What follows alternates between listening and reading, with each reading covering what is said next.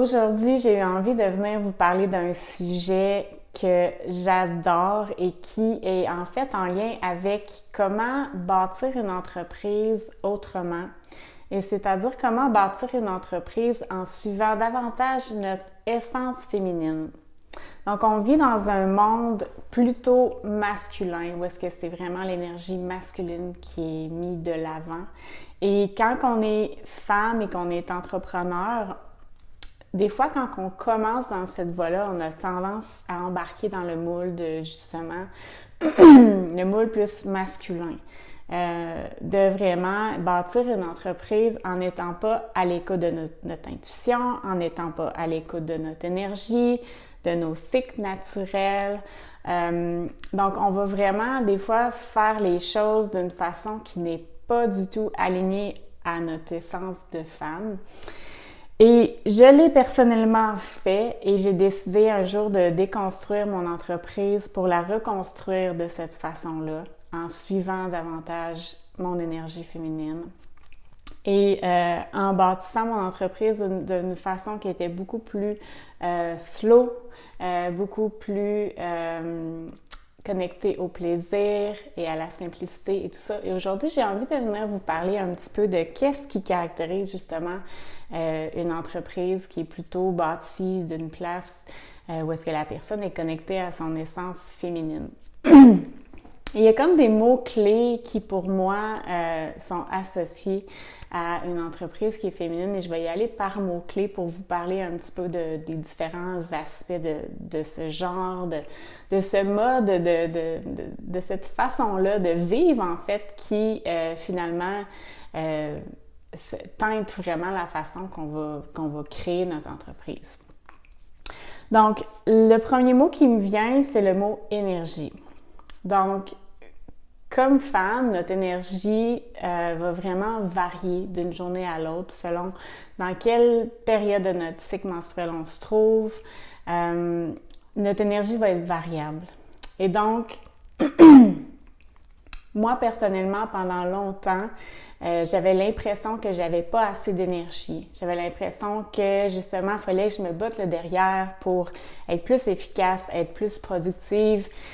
Puis, c'est vraiment le jour où je me suis donné un break par rapport à ça et que j'ai compris que mon énergie était pas toujours à son summum, que j'avais des moments où est-ce que j'avais une énergie plus basse puis que c'était pas grave, c'était pas la fin du monde, que je me suis mis justement à ressentir plus d'énergie, à être plus productive et efficace parce que je ne voyais plus ça comme un problème à régler.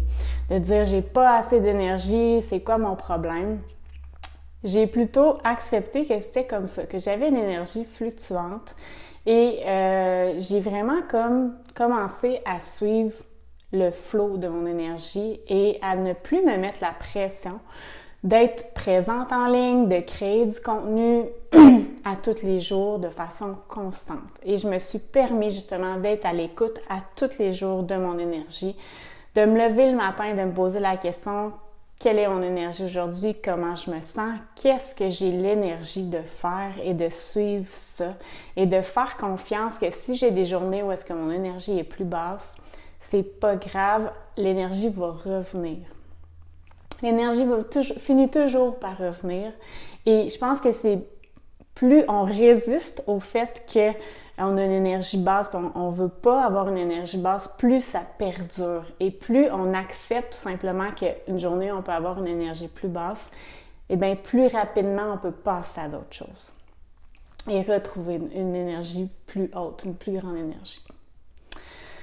Deuxième mot, c'est le mot intuition.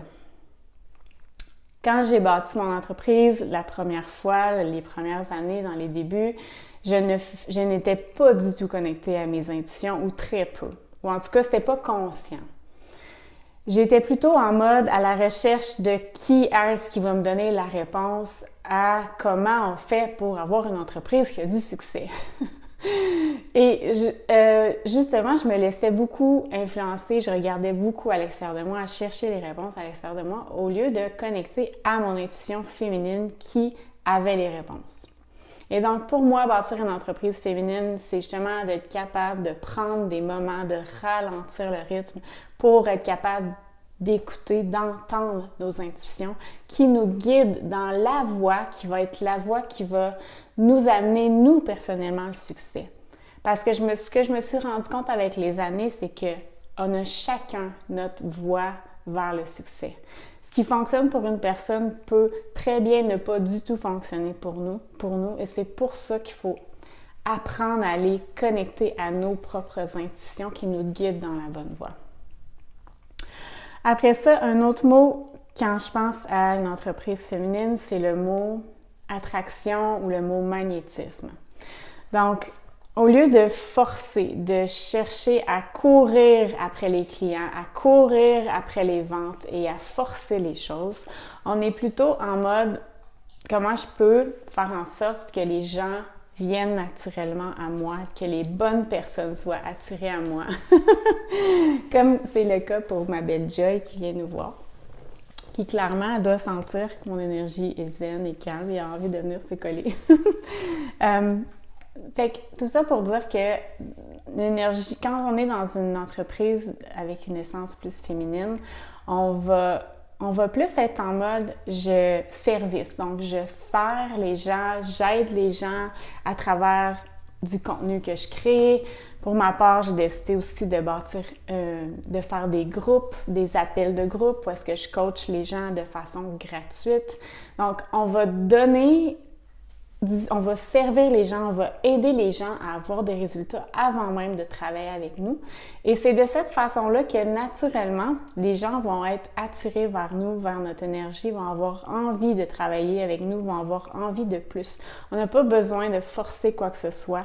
On attire naturellement les bonnes personnes en étant tout simplement soi-même aussi. Ça, c'est un autre élément.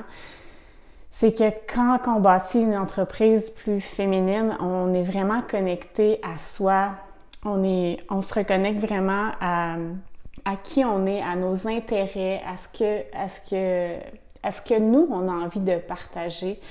On ne cherche pas à se mettre dans une boîte, on se permet de s'exprimer dans toute notre entièreté sur les sujets qui nous animent, sur les sujets qui sont présents pour nous.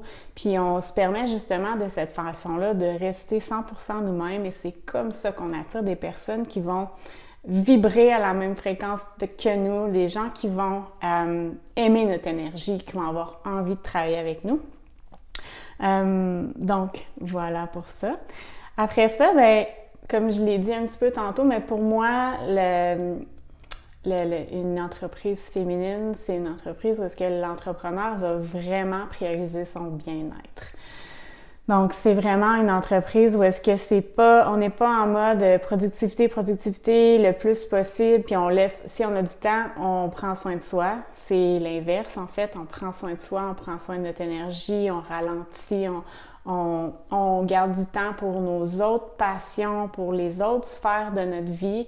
Puis on le sait, puis on a confiance que de cette façon-là, en étant dans une belle énergie et en prenant soin de toutes les sphères de notre vie, que notre entreprise va être en santé parce que l'entrepreneur derrière l'entreprise est en santé. Donc, on ne laisse pas de côté des sphères de notre vie. On a confiance qu'en vivant d'une façon vraiment holistique, en prenant soin de toutes les sphères de notre vie, en prenant soin de nous, de nos amitiés, de nos relations, en prenant soin de notre bien-être mental, physique, spirituel même, on a confiance que cette façon-là, on va réussir malgré tout à atteindre nos objectifs et c'est une priorité pour nous. L'autre mot qui m'est venu tantôt, c'est le mot confiance. Quand on bâtit une entreprise d'une place plus féminine, on développe vraiment cette confiance-là en soi. Donc, on fait confiance en nos intuitions. Donc, à force de se reconnecter à nos intuitions, de passer à l'action sur ces intuitions-là, on se fait de plus en plus confiance et on a confiance aussi qu'il y a quelque chose de plus grand que nous qui est là pour nous supporter, qu'on n'a pas tout le poids sur nos épaules de trouver le comment on va arriver à nos objectifs, comment on va arriver à atteindre ce qu'on a envie d'atteindre. On utilise une force plus grande que nous, l'univers, appelez ça comme vous voulez, il y a quelque chose de plus grand que nous qui est là pour nous aider, pour nous guider dans notre mission. On le sait qu'on n'est pas seul, puis on est capable aussi, ça c'est un autre élément, de recevoir. Un autre mot que j'associe vraiment à une entreprise féminine, c'est de réaliser que justement, on ne peut pas y arriver seul à nos objectifs, d'être capable d'aller chercher l'aide dont on a besoin, de se donner la permission de recevoir l'aide dont on a besoin, d'aller chercher les ressources dont on a besoin pour arriver à nos objectifs, mais aussi la notion de recevoir des idées, des intuitions, d'être capable de se connecter à ça, va faire en sorte que justement on va bâtir notre entreprise d'une façon qui va être beaucoup plus douce et beaucoup plus simple et que ça va couler davantage. Il va y avoir moins de résistance, moins de, justement, d'obstacles qu'on va rencontrer. Il va y avoir plus de synchronicité, plus de choses qui vont nous permettre de bâtir notre entreprise d'une façon qui est alignée à nous, à notre essence féminine. Après ça, un autre mot que j'aime associer à l'entreprise féminine, c'est la vulnérabilité.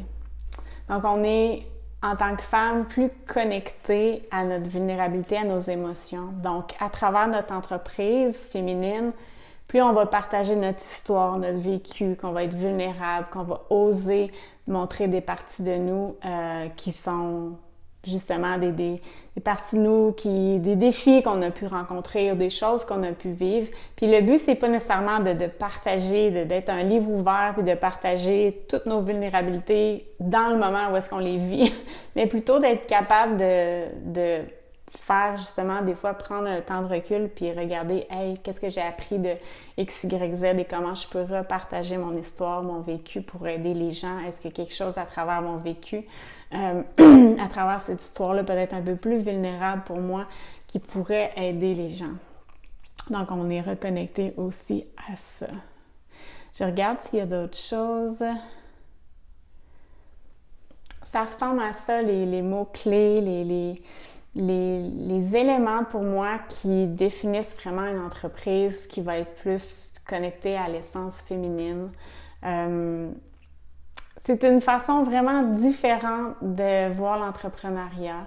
On n'en entend pas beaucoup parler dans le monde francophone, donc j'avais envie de venir faire une vidéo là-dessus parce que pour moi, c'est vraiment une grande passion. Et d'ailleurs, si jamais vous avez envie de parler davantage de ce genre de sujet-là, si c'est des mots-clés, des thèmes qui vous parlent, que vous avez envie de justement incarner davantage cette nouvelle façon-là de faire des affaires plus au féminin, ça me ferait plaisir de vous accueillir là, dans nos rencontres de groupe qui ont lieu les lundis matins. Je vais vous mettre le lien là, en dessous de la vidéo. Mais sinon, je vais continuer d'en parler ici, ça c'est certain, ça va me faire plaisir. Si jamais vous avez des questions plus spécifiques en lien avec ça ou des sujets, des thématiques que vous aimeriez que j'aborde, n'hésitez pas à m'écrire, que ce soit en dessous de la vidéo ou en dessous de l'épisode de podcast ou de m'écrire directement en message privé sur Instagram. Ça me fait toujours plaisir d'avoir votre feedback, de savoir c'est quoi les genres de sujets que vous aimeriez que j'aborde davantage. Donc, voilà, je vous laisse là-dessus pour aujourd'hui. J'espère que vous avez aimé l'épisode et je vous souhaite une belle fin de journée. Je vous dis à bientôt. Bye tout le monde!